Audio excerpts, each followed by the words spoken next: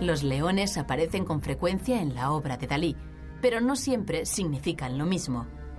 Las cabezas de león, por ejemplo, representan el deseo sexual, un deseo que lo aterrorizaba y por eso les daba formas monstruosas.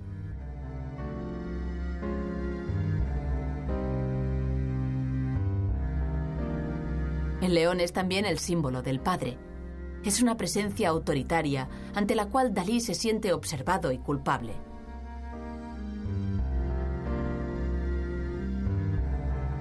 También lo encontramos en Durmiente, Caballo, León Invisibles. Con su método paranoico, Dalí consigue sacar de la doble imagen de la mujer y el caballo una tercera imagen, un león.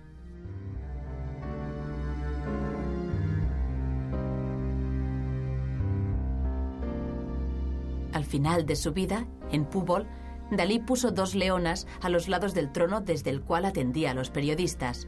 ¿Qué significaban? ¿Deseo? ¿Autoridad? ¿Duplicidad? ¿O buscaba la misma protección de las cabezas de león que vigilan la cripta donde está enterrada Gala?